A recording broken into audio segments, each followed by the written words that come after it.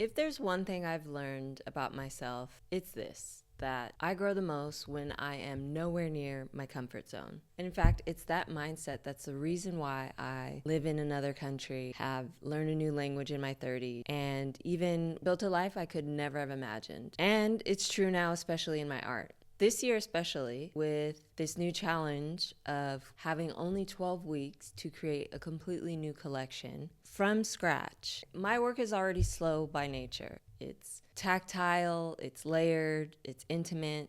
One portrait can take weeks, and that's if everything goes right. Natural dyes, threads, pressed plants, those are not a quick process. So the real challenge was simple. How do I stay true to the way I create while working way faster than I'm used to? To be honest, I didn't have the answer when I started. I just knew that I had to get uncomfortable again. So what did that mean? I basically spent my entire summer, morning to evening, in the studio. And most days looked like me experimenting, failing, and trying again. It was not glamorous, it wasn't smooth, but it was necessary. Some mornings I'd walk in very confident, and by noon I'd be staring at a fabric, wondering why it was not cooperating with me.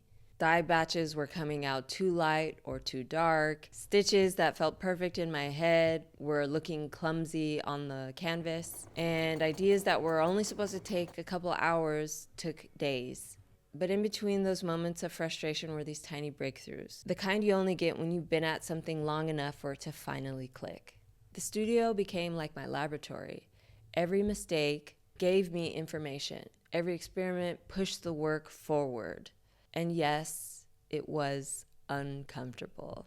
But so was the idea of playing small. I wanted to make bigger pieces that demanded space, but working large with such intricate materials demanded me to rethink everything. I had to loosen my grip, work faster, and just trust the process more than I trusted my fear. Eventually, piece by piece, things started to shift and the work got bolder. And what really kept me moving forward was knowing that someone was relying on me. These pieces weren't just for me, they were for people who would stand in front of them and feel something.